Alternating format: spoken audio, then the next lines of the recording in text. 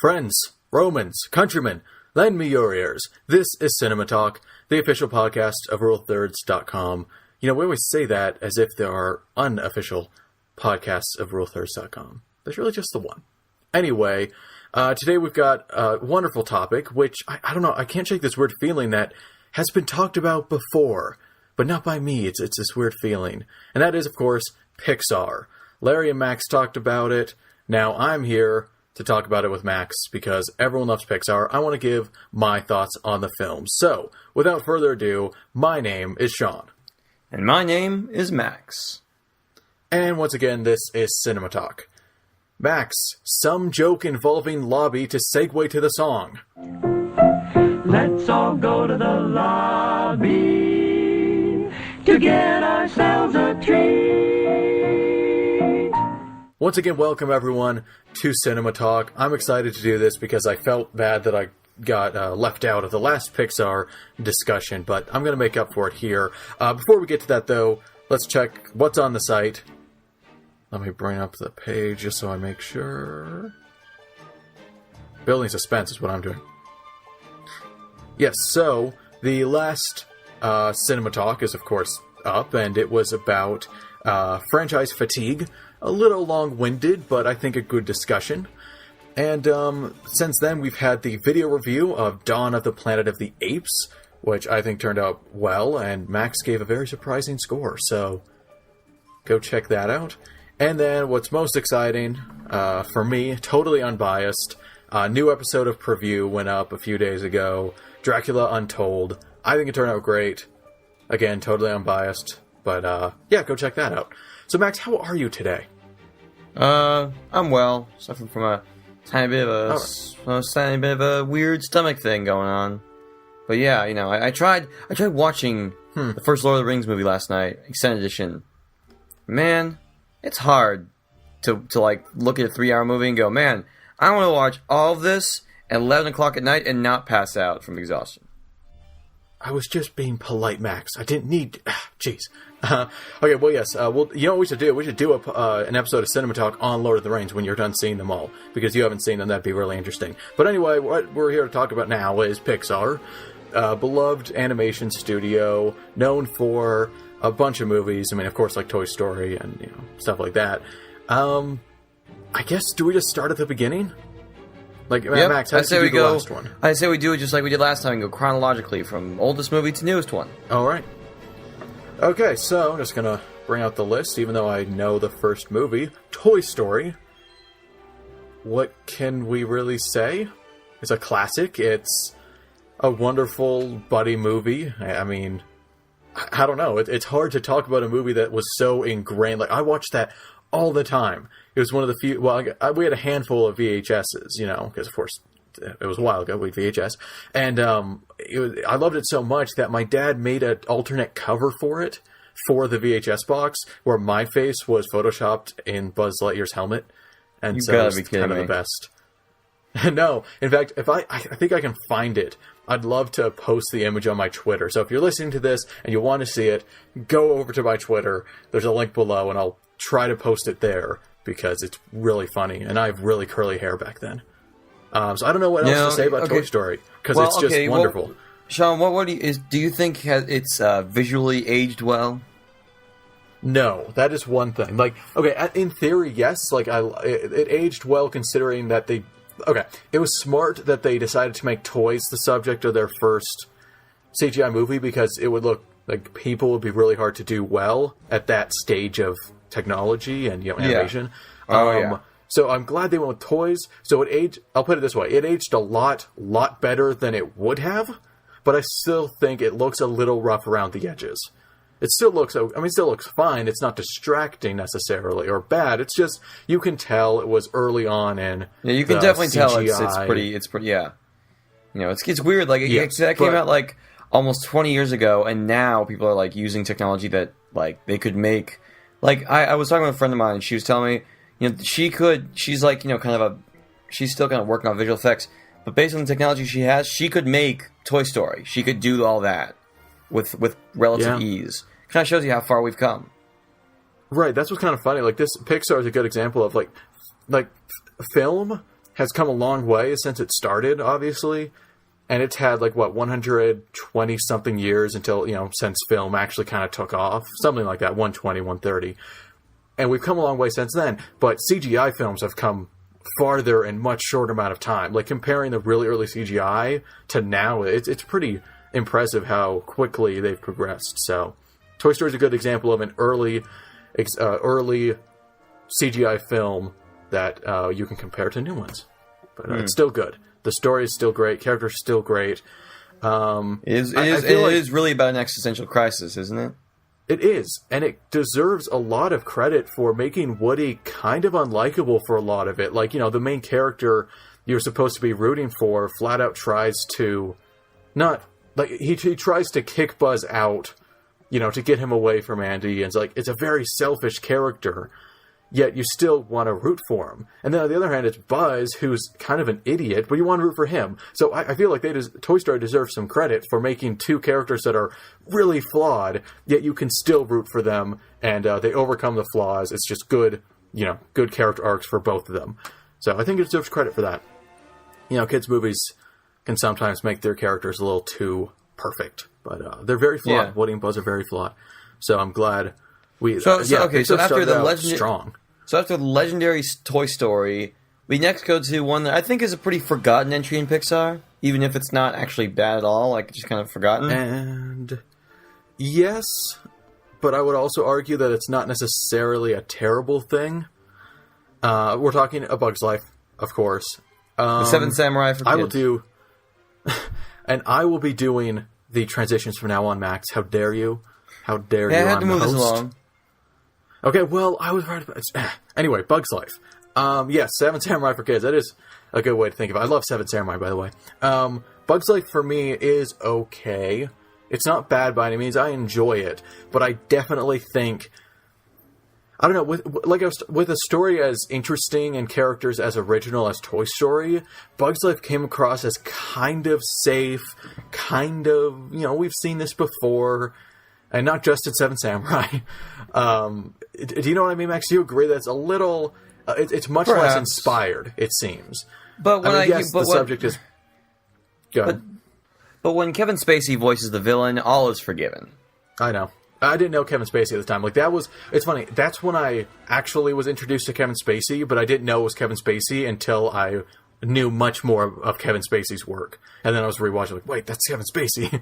So, yes, Kevin Spacey does great as the villain, of course. And now that you bring it up, I have this great image of Hopper turning to the camera and talking to us, like he does in House of Cards. It's weird, actually. That was the first time a film had, shown me, something that wasn't... Let's see. It's the first time I had learned about, certain meanings used in film not being exclusive to that film.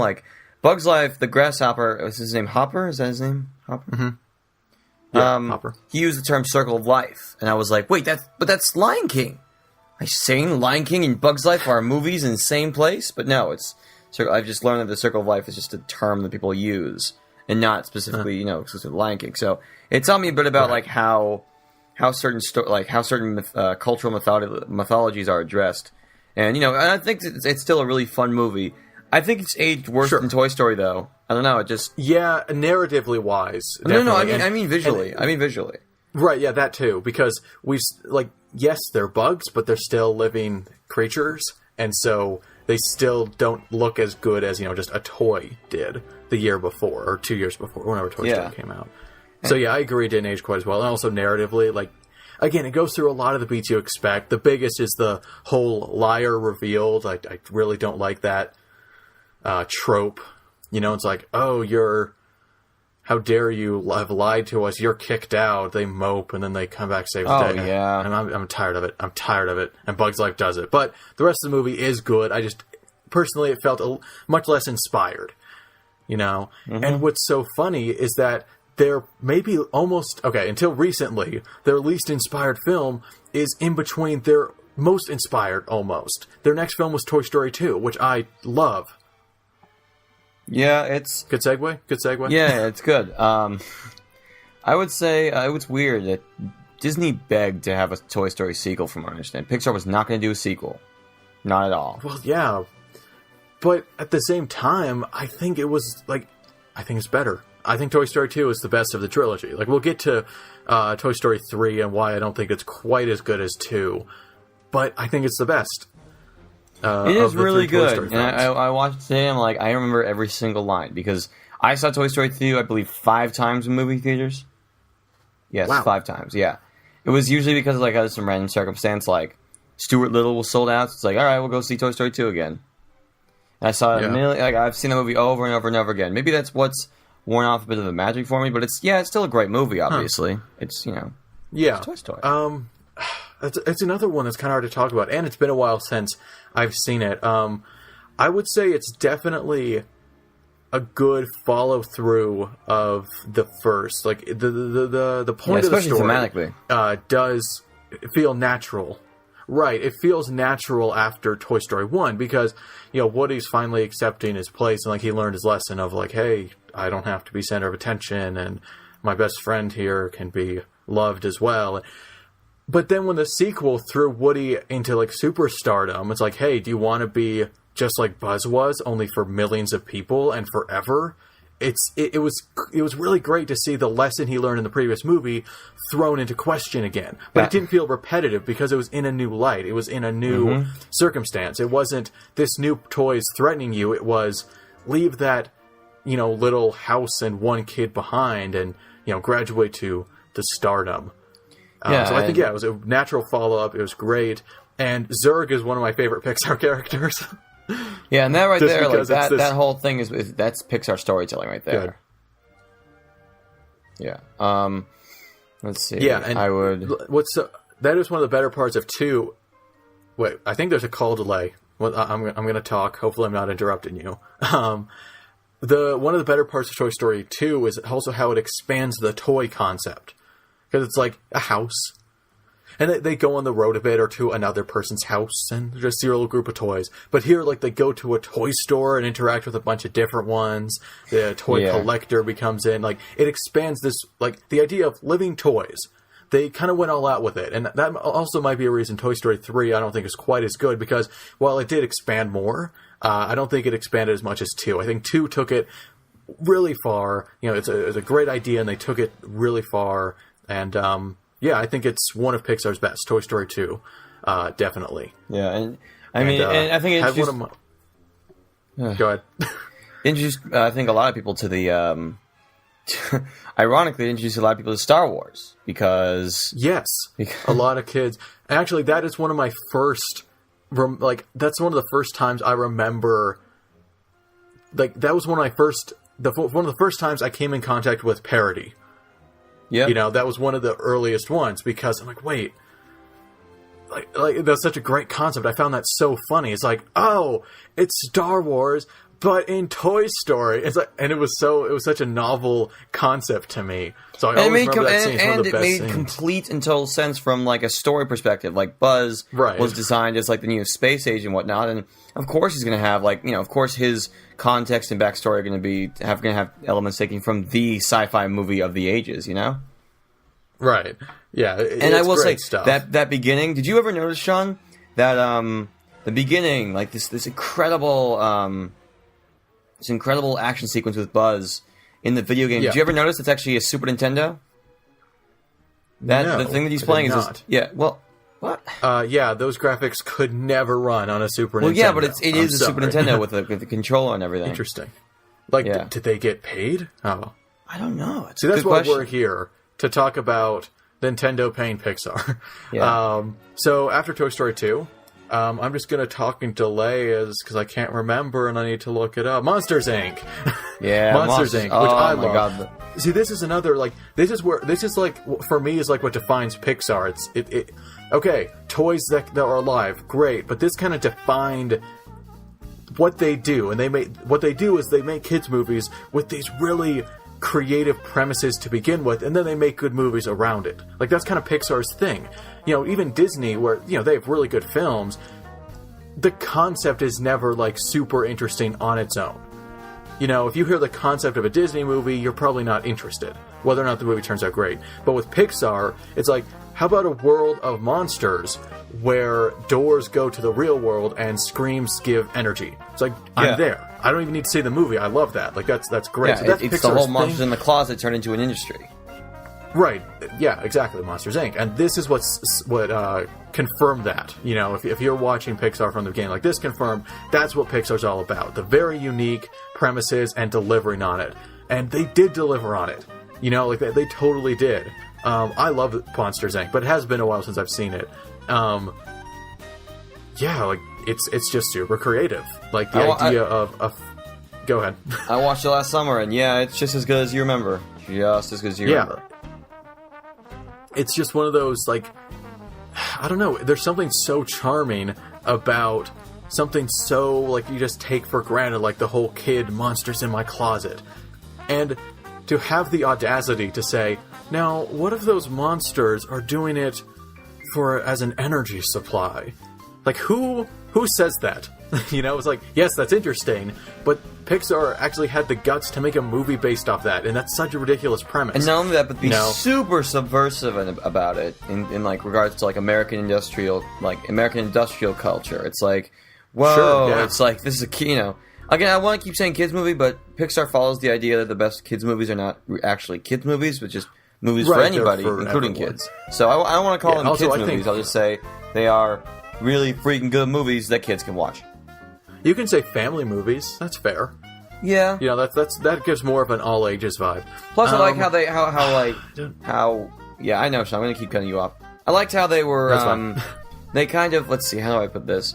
They kind of gave the monsters, like, kind of a very, like, ordinary, like, oh, this is just work, like, a very middle class kind of living thing. Yeah. I like that a lot. It does kind of give me more context to how this world works.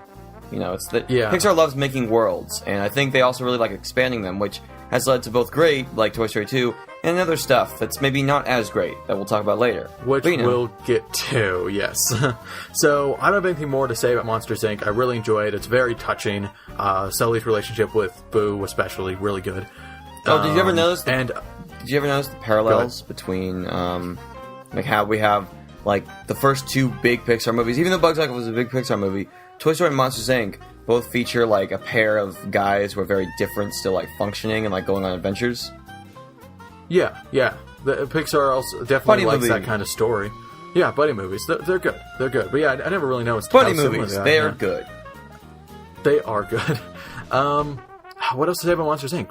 I can't think of anything, really. Yeah, it's... and that music. That music.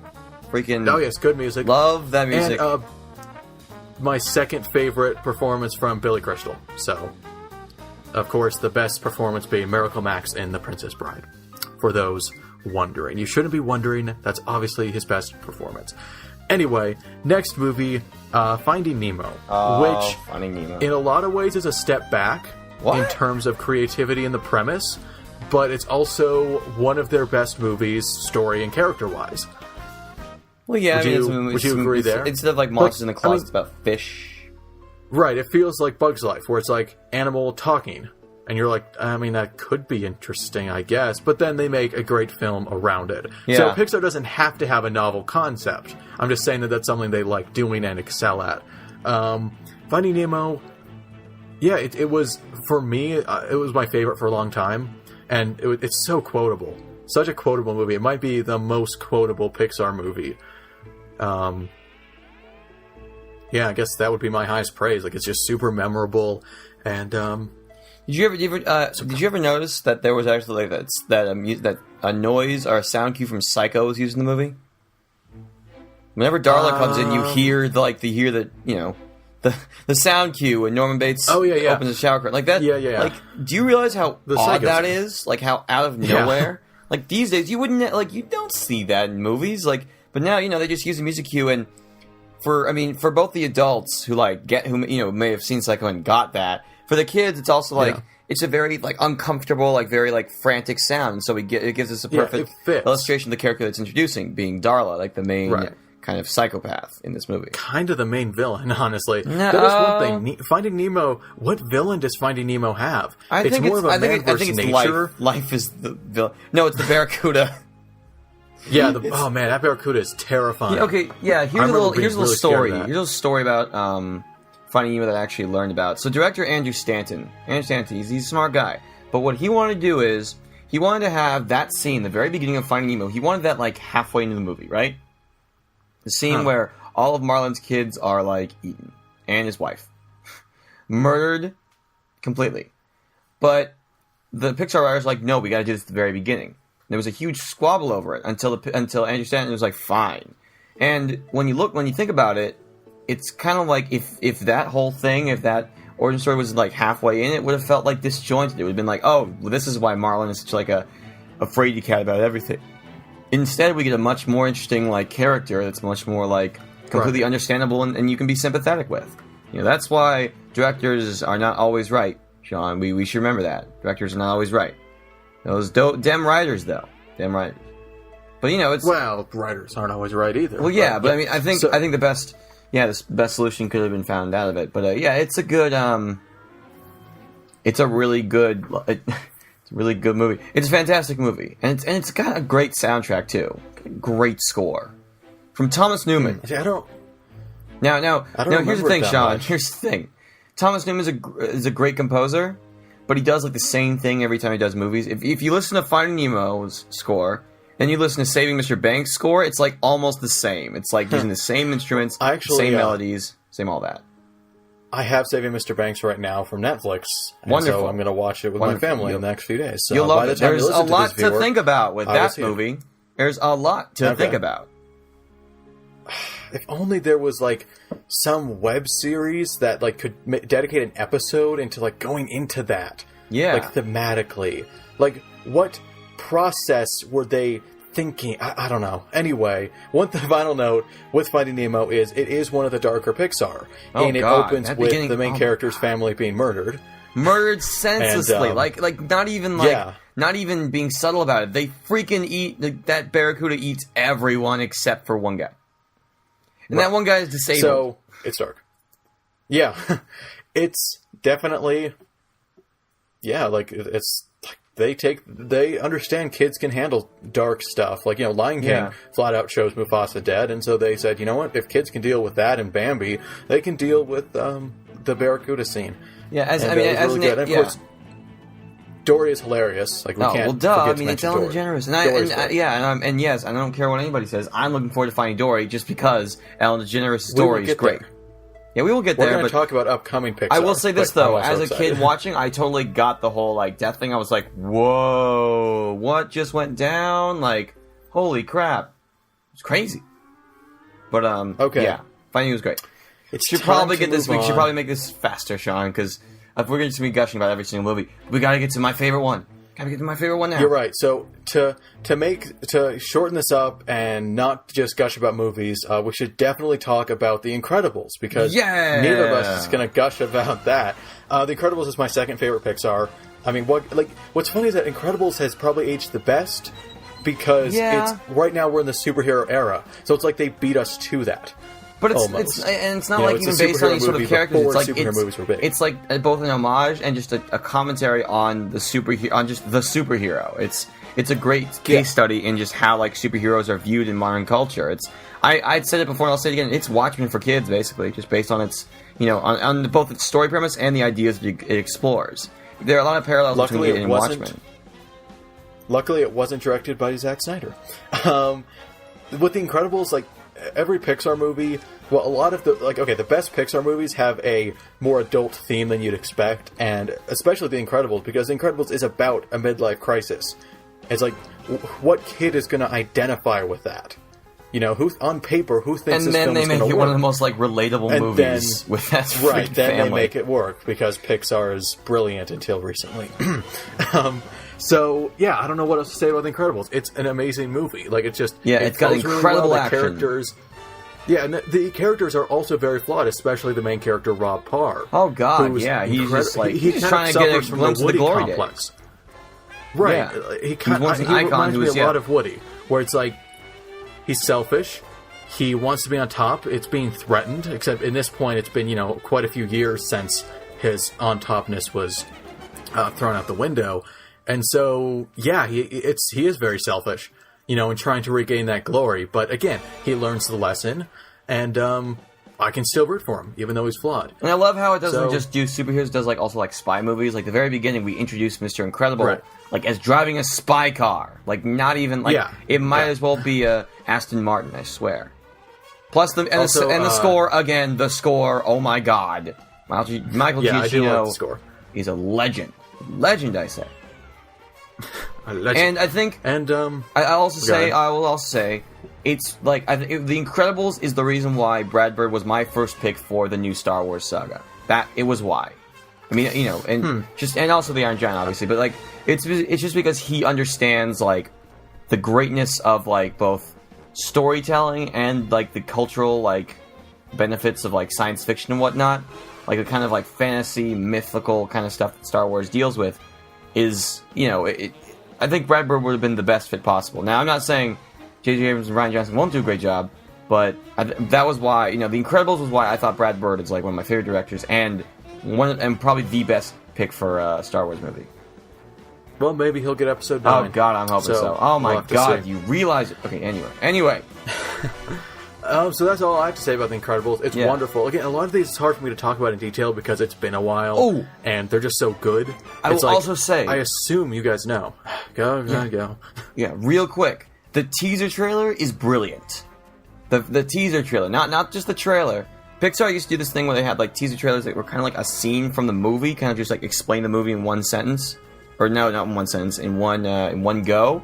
And The Incredibles is basically just the entire premise in one scene. He's in his room, he's seeing like all these really cool things that he once was, and then he's like, okay, it's time to get back into the game. And he tries to put on his suit, and he's too fat because he's old. I have seen that.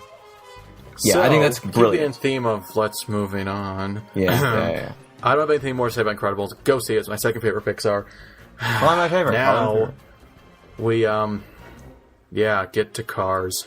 I like. If you thought Bugs Cars. Life was tired and not up to par with Pixar at all, wait till you get a load of Cars. I liked Cars when I first saw it, but as I got older and as I saw more movies, I realized that it is very safe. It is very by the books. It didn't feel original. It didn't feel anything I'd associate with Pixar, except well animated. Like that I'd associate with Pixar. But I don't know, it just completely lacked the originality that every other Pixar had. Even Bugs Life had sparks of genuine creativity and originality in there a lot. You know, it popped up. But Cars, it just felt like any studio could make that, and that's like the one thing Pixar doesn't do. Is be any other studio. Like it always feels like a Pixar movie, and Cars was the first that made me feel like anyone could have done it, and that bummed me out. I'm not a fan of Cars. I don't know. For me, it's harmless. For me, it's fine. It's not, it's not that great Pixar storytelling, but it's not like a bad apple or anything. It's just it's meh. It's not a Pixar movie. It's an animated movie. Does that make sense? Sure, it does not live up... Yeah, definitely. It does not live up to the standard that Pixar had set before. And Owen Wilson's voice pisses me off on so many levels. Yeah, it isn't that... Like, I've liked Owen Wilson in movies. Midnight in Paris, he was great. What? Have you seen Midnight in Paris? Okay, no, really I haven't, but like just his voice and his persona just pisses me off greatly. I mean, not like the person, but just like how he acts is just... Speaking of personas that really, really irritate me, Larry the Cable Guy, Mater was like so popular, I cannot stand him. And I didn't ever really like Mater anyway. That's true. I never liked any of the characters either, but it was memorable. Yeah, it wasn't horrible for me either. Okay, it's not horrible. Yeah, so I guess it's really just best that we just move on instead of just like... Yeah, let's just move on. Because then I think... A return to form. Like, Cars was a fluke. Because then we get Ratatouille. Which is their most charming movie. I love Ratatouille. It's good. Come on, Max. It's creative again. It's one of those just outlandish concepts that they totally bring in. I don't know, just its passion for food. It sounds really weird, but like they love food, and they make this movie just so appetizing to watch.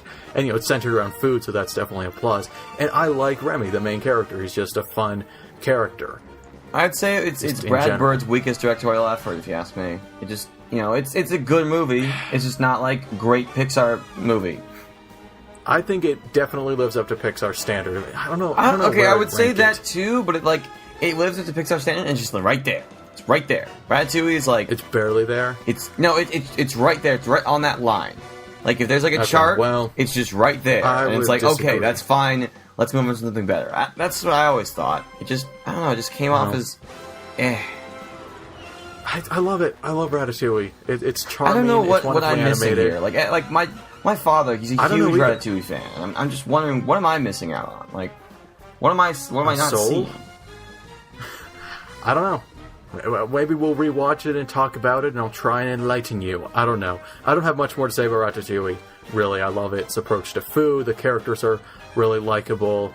And I guess one of its biggest things is the people look kind of weird. Never been a huge fan of the designs of the characters in Ratatouille. A little cartoonish. But, I mean, it's fine. It's just distracting at some points. Though, here and there, but I will say, though, I did like the critic in the movie. I think he's really funny. Yes. That is actually, and his speech at the end is really meaningful, especially for us who, review things. Yeah. So I love the ending. Oh, actually, I want to bring that up. The ending is one of the best endings of a Pixar movie. I don't even remember. It's just... I don't even remember the ending. Spoilers for Ratatouille. When he eats the Ratatouille, and you have the flashback to his childhood, and it's just...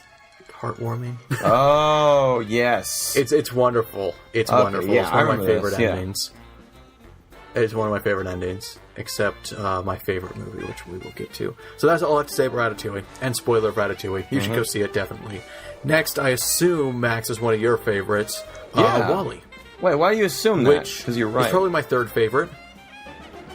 Well, because everyone loves it. And wait. Why would you assume that I love WALL-E? Because it's great. I assume you like most of these movies. I just wanted... we disagreed on Ratatouille, and I don't think we'll disagree here. Yeah, WALL-E was my favorite Pixar movie for a while. I thought it was the best Pixar movie out there. I mean... yeah, like, the first... Okay, everything from the beginning to when WALL-E gets to the mega ship is the best Pixar movie. But then after that, it goes downhill a tiny bit.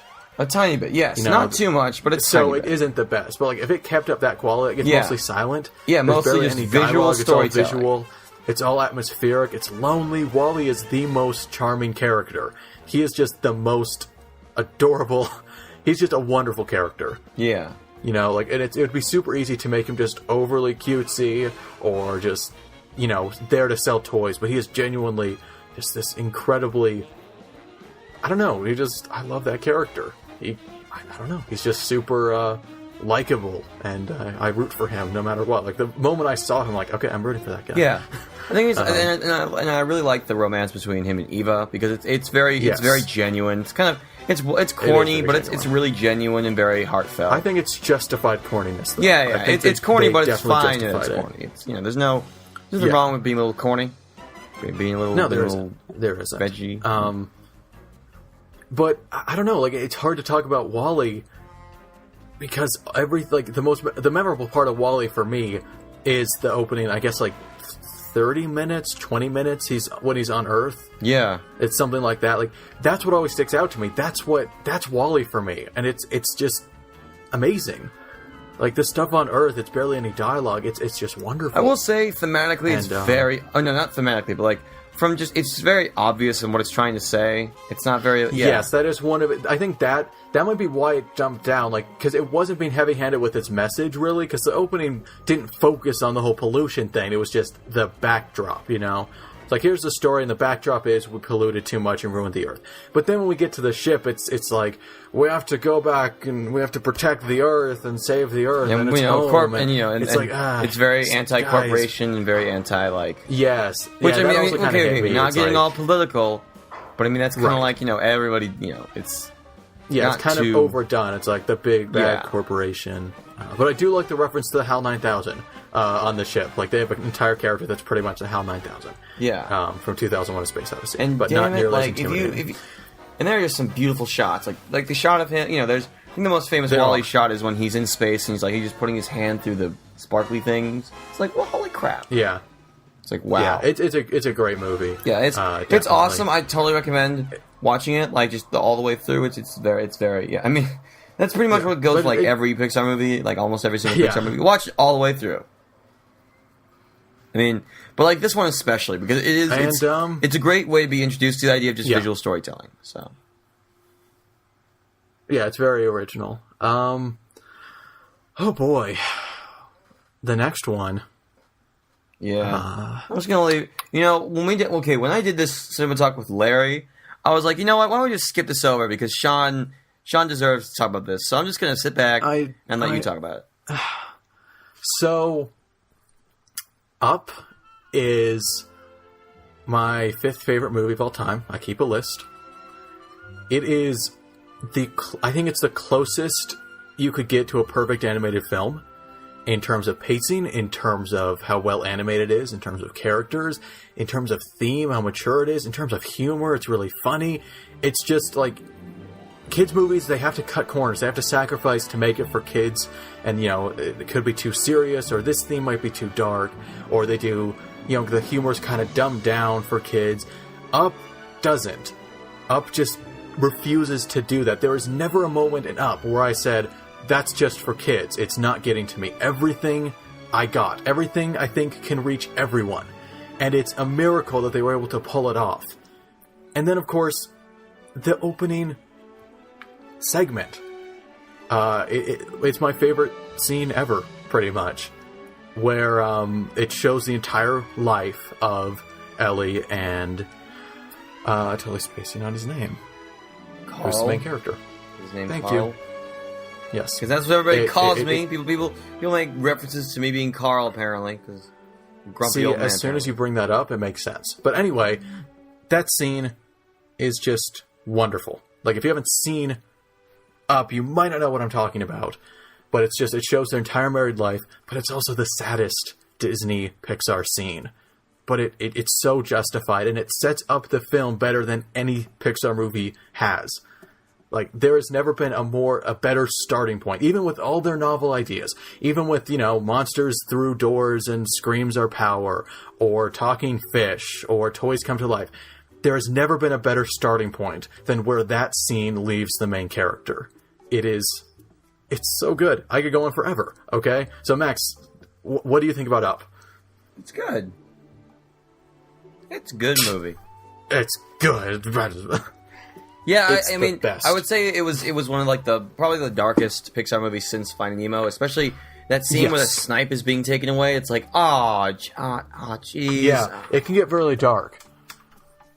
But I think it's all justified, and I think kids can handle it. I mean, kids can handle it because it's very popular with kids and adults and me, mostly me. I don't know what else to say, except Doug is also my favorite Pixar character, because I am a complete sucker for dogs, and they absolutely perfectly captured the essence of a dog. Like, I think, everyone talks about Doug being just this hilarious character, but as someone who had a dog growing up, and it was a huge part of my life, and I absolutely love dogs, it's so wonderful to see that captured so well. You have a talking dog, it's easy to make the dog jokes, but the personality is dead on with what 90% of dogs are like. Every dog has their nuances, makes them unique, but they captured the essence of a dog. And it was especially important for me with losing my dog a while back, and being able to watch Up and get, it's almost like he's there. Like, you get that, the personality he had is in this film, and it's wonderful. It's like when you see the dog, it's like the critic eating the ratatouille and being reminded of his early days. It's like you're watching that and and you're reminded of your days with that dog. Mm-hmm. It's great, and it has one of the best endings. Also, it probably is the best Pixar ending. I don't remember this one either. See, this one I can't spoil. I can't spoil this one. If you haven't seen, I can't. It's such a wonderful moment. I do like how they go to. What's cool is that there's a scene where they go to this place called Fenton's. It's like a little ice cream place. That place actually exists in Oakland, California. I've been there. It's freaking good, man. If you're ever in Oakland, go to Fenton's. It's great. Interesting. Yeah, it's like, it's not just ice cream. It's like also burgers and stuff. But it's ice cream is freaking amazing. I just want to say that. sponsored note. Yes, Up is my favorite Pixar movie. It's one of my favorite movies of all time. It's my favorite animated movie. I cannot recommend it enough. It is just a wonderful, wonderful film. Please go watch it. That's all I can say. And then also, I have a great idea for an Up sequel, by the way. Like, for the longest time, I'm like, Up should not get a sequel. Then I came up with an idea for one thematically, and it just hurts that I want it made so bad. I really want it made. But that's for another time. It's also very dark. So, the next film is Toy Story 3. My favorite Pixar movie. Really? Yeah! Well, I don't know. Toy Story 3 for me was... I mean, I really like... Okay, I would say Toy Story is the worst of the trilogy. By that, I mean it's a great film. Then Toy Story 3, then Toy Story 2. But I definitely think it was a little bit of a downgrade from Toy Story 2, as in it wasn't quite as good. Incinerator scene. Yep. What? It's the incinerator scene. What did you just... Oh, well, yeah, the incinerator scene is intense and I would amazing. say it's probably one of and the best scenes I've seen in any movie ever. Except Up. I think it summarizes what Up Pixar has the balls to do. It's Sure, like all definitely. that, like, and then again, it's like some of that visual storytelling. Like, if you don't know, in Toy Story 3, and this is a huge spoiler because you absolutely should not be spoiled this if you haven't already. Toy Story 3 basically, there's this part where where the toys are trying to get out of the situation, and they fall into this, into I think it's like a garbage place, and they're like, and they're seated among all this fire, and they're in an incinerator, and they are like trying to escape. There's just one point in this little scene, where somebody, I think it was Woody, outstretches his hand to the other people, the other toys, my fault, and they grab it, and they just all kind of accept it. They all just kind of accept that they're about to freaking die. And it's one of the most, horrifying, oh my god, this is actually happening. And it just, like, kind of keeps you there. It's like, are they really going to do it? Like, this is Pixar. If Pixar's known for one thing, it's doing things that other people who make movies that kids can watch don't. And it was kind of silly now to think, oh my god, they would actually kill them all off by having them all burned in an incinerator. But at that point, it was like, oh my god. And then one of the most triumphant, holy hell, yes, you go aliens moment ever. Yeah, you remember that? So hopefully that didn't spoil it, because that is my favorite scene of the movie by far. And it's one of my favorite scenes, period. It's just... It doesn't have to say, like, let's just do this, guys, let's just accept it. It's like, they just outstretch your hand and just says, it tells you everything you need to know about what they're thinking right now. It's like, holy crap. It's a great scene. I will one also of the best say that Pixar scenes. I won't deny that. It literally, like, recycles a villain trope from 2, and I didn't even notice until, like, long after, like a year or two after I'd seen the movie. Yeah, that is one of its weaker points. I would say that because I didn't even notice, I think it's like the movie actually got past, like, and listen, I know Toy Story 2's big twist. I know it well. And I've always thought about it when it comes to, like, villains, they're, like, actually nice, but also, when it comes to multi-dimensional characters. So when I saw Toy Story 3 and they did basically the same thing, I was like, I didn't even notice that was the same thing, even though I usually notice with that kind of stuff. I'd like to bring in something that's a little controversial. I don't really like the ending of Toy Story 3. Really? I thought it was really, like, it was really nice. It was, like, a great way to end the series. Like, I don't like calling every series of 3 movies a trilogy, but Toy Story is most certain, like, the Toy Story trilogy is most certainly a trilogy because it ends on such an excellent note. And it allows for a lot of these really cool animated shorts. But here's the problem. Here's the problem I have with it. We don't act that way. For a movie and a company that's so aware of their audience... Okay, a guy about to go to college. Like, I have a lot of toys that I have fond memories of. Okay, don't get me wrong. Like, I've been really attached to toys, just like Andy was with Woody and Buzz and all those. But it just felt unjustified. Like, even though you showed their relationship, like, this is a teenager. This is us. I was sitting there in the audience, and this was, what year? 2010. I was a few years from going to college myself. Me too. And I was thinking, yeah, we were both. And I thought to myself, this isn't how we act. This feels really over the top. Emotionally, it's like trying to get that, the tear-jerking moment. And it just hit me wrong. And, like, sure, it thematically wraps up really nicely for the trilogy, but I personally thought it was a bit much, and it didn't reflect how people our age act, and that's kind of the point. Is he's going to college and he has to say goodbye, but we don't do that. I didn't feel like it was justified. So that was another thing. It ended on a off note. So that might be another reason I want to get into a discussion about this because I disagree, but it's like it would take freaking forever to get around it. Okay, well, and that doesn't Toy Story 3 is ending next time or next. Sometime before we die. Sometime maybe, or we'll just talk about it in private and yell at each other, and that'll be a good time. So after Toy Story 3, I'm glad we. See, okay, I want to be very clear with something. I want to be very clear with something before we get to the next one. I was talking to my friend about this a few days after we saw Toy Story 3. I was like, "This is the peak. This is it. This is Pixar. This is the peak of Pixar. Never gonna get this high. We've had a good run, folks. We've had fun." And then I was Cars 2. It sucks to be right. Cars 2. I have not seen Cars 2. I have. But everything I've seen, every review I've read, kind of confirms what I feared. No, okay. I will say it's okay. It's fine. I don't think it's terrible. I don't think it's bad. I think it's just okay. It certainly is the weakest Pixar film, but it's okay. It's not horrible. It's not like a chore to sit through. It doesn't offend anybody intellectually. It just is a silly little movie. It's not, it doesn't try to, I mean, and I think what pisses a lot of people off is that it kind of has this setup for a really, like, subversive Pixar movie because it deals a lot with, like, oil and, like, gas and, like, all that whole industry and whatnot. Kind of the same thing that Monsters, Inc. dealt with. I think that what angers a lot of people is that even though it presented that at the beginning of the movie, it never gets that, like, smart, ever. And the movie mainly revolves around Mater. I mean, even though, like, Lightning McQueen is not an interesting main character at all, I mean, at least he wasn't Mater. He's not annoying. And I do understand. And again, like I've said earlier, see, Pixar loves world building and then exploring the worlds that it builds, but it's not necessarily.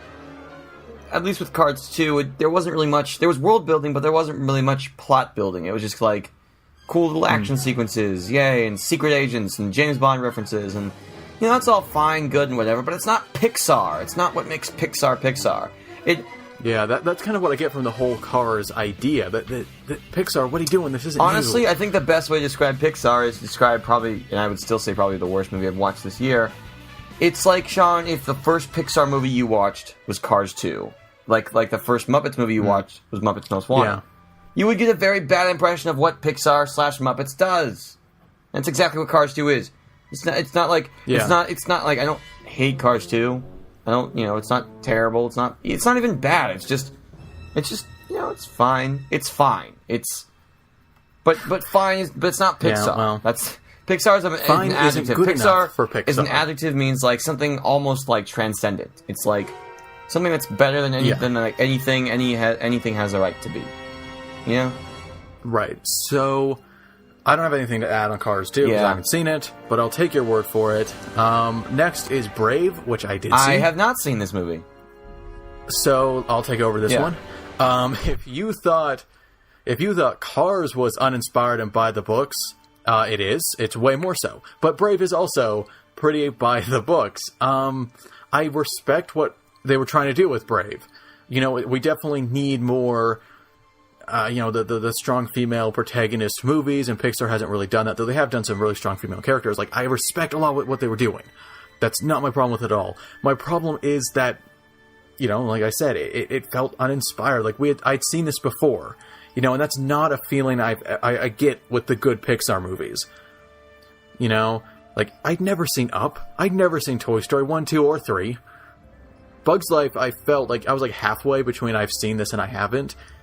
But Brave, I don't know, I'd seen it. And there were no surprises there. It felt very safe. It was wonderfully animated, I'll give it that. But it felt it felt a lot like Mulan, to be honest. Yeah. The whole kind of warrior. It's because the premise is a princess who is very free-spirited, yet is restricted by the times, and clashes with their parents about what her place is in society. Like, as good of a message as that is, it's like, don't let, especially, like, Brave is definitely has a lot to do with gender roles. Like, don't let that define what you do in life. That's great. It's just, that's the kind of story that we've seen a bunch before, and I don't think it added anything new to it. That's another thing that kind of upsets me. You're talking about a really important message, yet you didn't, like, add to it. You're just kind of repeating what everyone else has said, so it isn't helping. it's just kind of making a dull movie. So I'm not a fan of Brave, but I can't say much more. It's just kind of, it's there. It didn't offend me, but it did disappoint me because I'd seen it before. You know. Next, I haven't seen. Oh, you haven't? Oh my god! Next is no. I've been meaning the best to. Pixar movie Monsters since University. Toy Story 3. Wow. Yeah. Well, I mean, it's not as good, but it's like, oh my god, Sean. We're talking about Monsters University, and oh my god, Sean. Oh, this movie is awesome. Like, it's okay. It's not Pixar story. You know. No, it has Pixar story. No, it's not like. Okay, it's not Toy Story good. It's not even. It's not Incredibles good. It's not even Up good. Oh my god. Oh, it's not even Up good. Nothing is Up good. Except Up. Oh my god, Monsters University is so much fun, and it's so, like, it has Pixar storytelling. Like, it goes in directions that I would not normally expect a movie, you know, that kids can watch. Like, you know, a movie's supposed to be kind of, like, really inspiring, and, like, you know, it teaches people, like, go do the things, you know, go strive to be the best, and go strive to do what you do. You know those movies?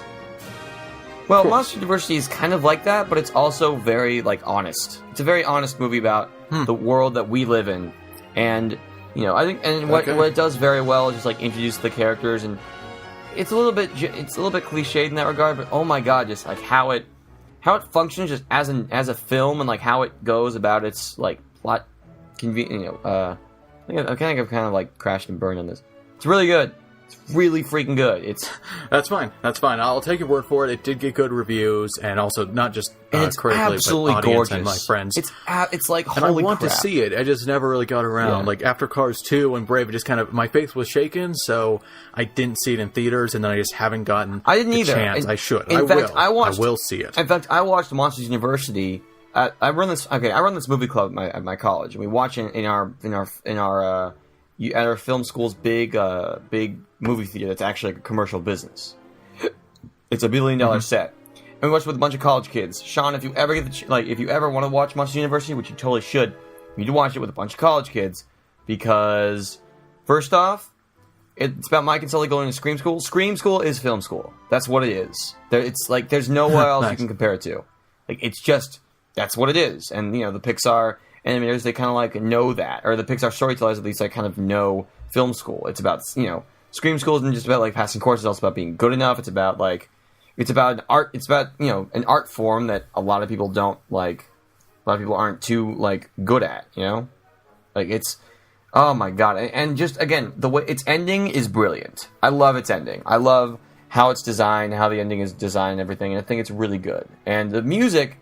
You know, I keep bringing up, like, Pixar has some incredible scores. Yeah. No, see, this one is interesting. It's kind of like college, like, marching band kind of stuff, but it's really good, and the music was composed by Randy Newman, so, you know, it's pretty cool. But yeah, Monsters University, totally worthy. A totally worthy Pixar movie. I don't even say, like... All right, I definitely want to check it out. I just never got the chance.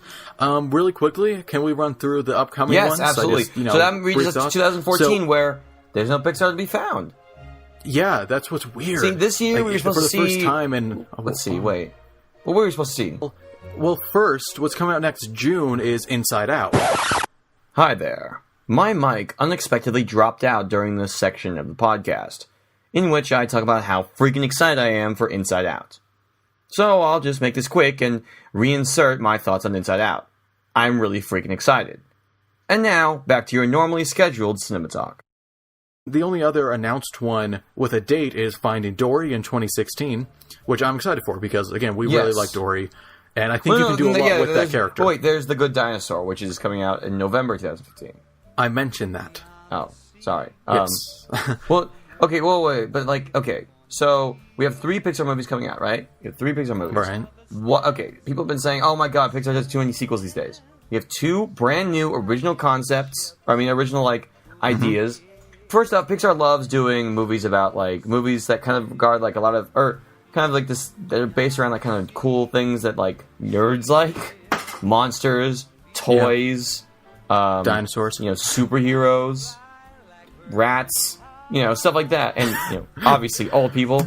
And, you know, and this is, like, dinosaurs. This is, like, I mean, I've never been a huge dinosaur fan, but, like, that sounds like a very Pixar concept. In fact, I'm kind of surprised they haven't done it already.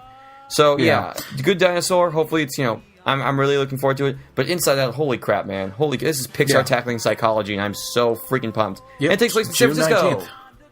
Yep. Yes, it does. June And 19th. will... It's coming out the week. I think it's coming out the weekend before my birthday, and I'm gonna freaking celebrate that shit. And we will be covering it here on Rule Thirds.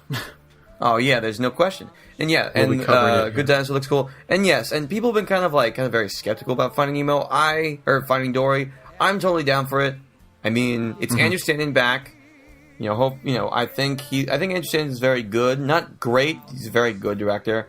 And I mean, I think he gets a lot of great story. I think he has a very good understanding of why Pixar works. And I don't think Finding Dory is just going to be a funny little sequel starring Dory, because the last movie that had a funny little, the comedy relief having his own movie was Cars 2. I think that's why a lot of people are very, kind of skeptical about Finding Dory. But yeah, about Dory. Nobody dislikes Dory. Except that's true. People who don't like fun. I don't know. But yeah, I'm totally down for Finding Dory. And then with that brings us to the end. I will say, Sean, not quite. Really? Calm Wait, what else? down. You ramble on and on forever, taking forever, and then you want to just jump to the end. We got 2 more that have been announced, but not a date. Yeah, Cars 3. They confirmed is happening. Yeah.